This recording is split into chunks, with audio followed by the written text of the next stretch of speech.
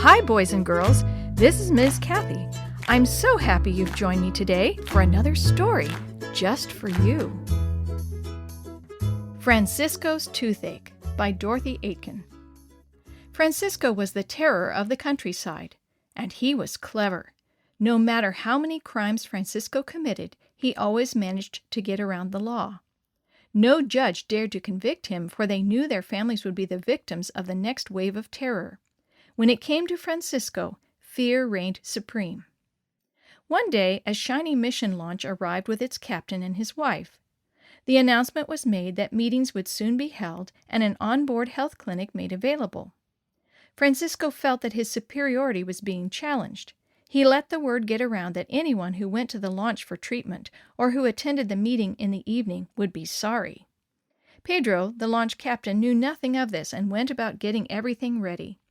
His wife, Alicia, was a bit surprised when no one came to the launch to ask for medicine or treatments, but her past few weeks had been so busy that she was rather glad for the slump.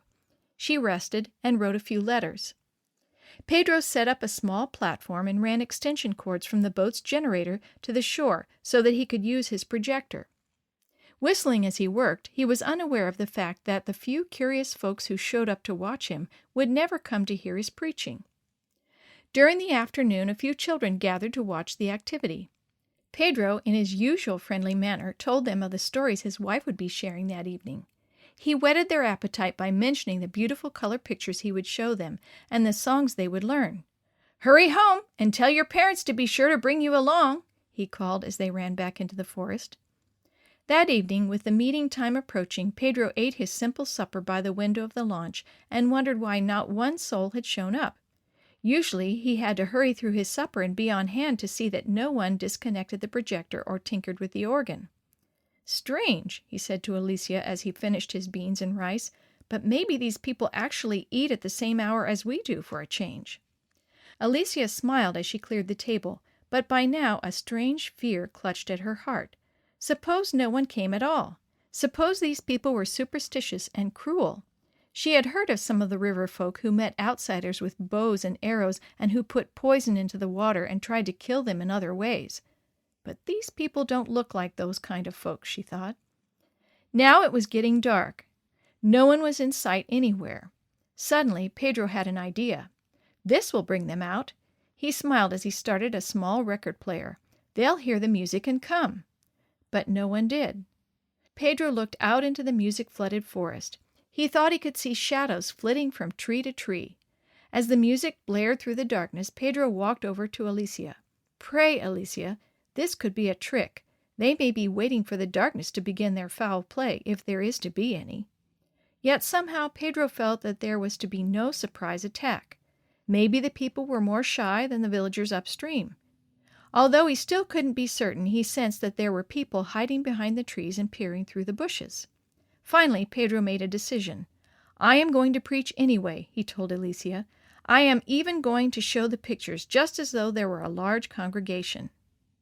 Alicia played the organ, and Pedro sang energetically, praying, hoping the people would come. Then he showed the slides. But still no one came. The sermon Pedro preached to empty space was powerful and convincing. He felt sure it was not falling on deaf ears, even though he could not see any listeners. The next night was the same, and the next, and the next. But the fifth night, Pedro made an announcement. "Anyone who is ill, any who have ulcers or sores or need medical attention of any kind can be treated. It's free," Pedro declared, looking steadily into the eyes of his audience, which so far as he could discern were only a cluster of tropical trees. Daylight was just piercing the darkness when Pedro awoke the next morning. He wasn't sure what had awakened him, but he sat up in bed and looked out over the river. A few clouds in the eastern sky were turning rosy, and the parrots were beginning their morning sounds. Somewhere not far away he heard a splash on the riverbank and knew that a crocodile had slipped into the still waters. Pedro stretched and inhaled the cool morning breeze. It wouldn't be long, he knew, until the sun would come up and turn the morning's freshness into a sauna bath. Then he heard it. It must have been what awakened him. A low moaning. Pedro jumped out of bed. As he went past the galley window, he saw the source of the sound. A man, dirty and unkempt, crouched on the riverbank, holding his hands to the side of his face. "Ay, hombre," Pedro called, stepping up on deck. "What can I do for you?" The man rose and came up on the plank that Pedro had stretched to the shore. "It is this tooth, sir," the man said, trembling as Pedro ran his hand over the side of his face. "It has bothered me for a long time, but 2 days ago it began to hurt very badly. Now my face is swollen, and I can stand the pain no longer. I heard you say last night that you were a doctor. I need help. Please, sir, won't you pull the tooth?" "I am not a doctor," Pedro hastened to explain, "but my wife is a nurse, and she has taken a course in tropical medicine. However, I don't think she has ever pulled a tooth." "Please, sir," the man begged, "try." "Sit here," Pedro commanded. "Tell me what your name is so I can write it on my records." The man lowered his head. "My name is Francisco," he said softly. "You may have heard of me."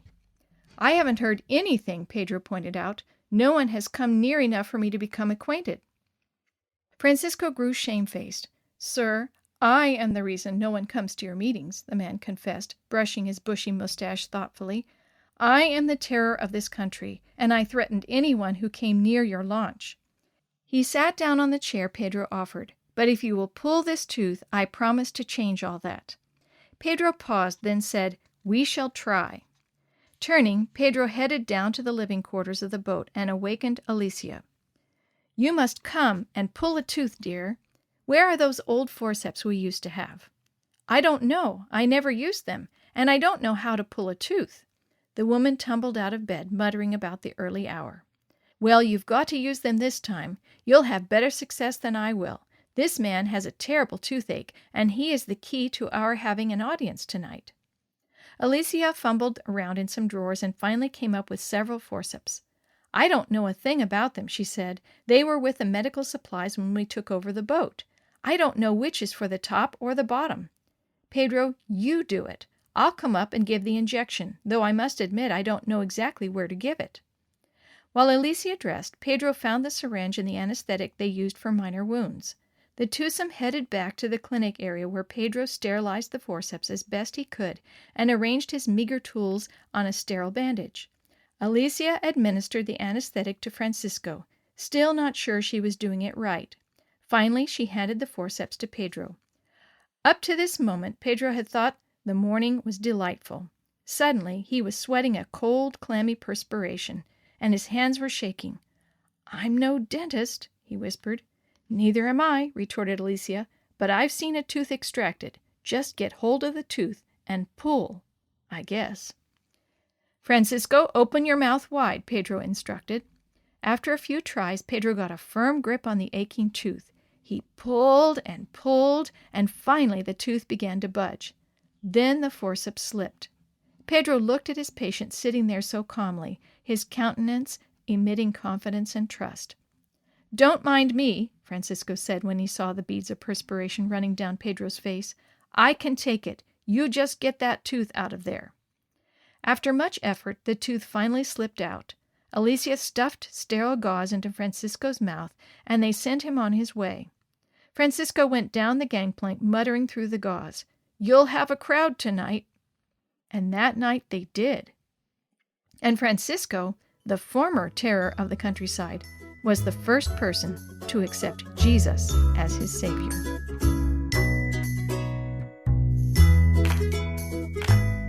The story you have heard today is from Guide's Greatest Stories, written by various authors and compiled by Randy Fischel, and used with permission from the Pacific Press Publishing Association. If you're interested in any other books published by the Seventh-day Adventist Church, please visit AdventistBookCenter.com or call 1-800-765-6955.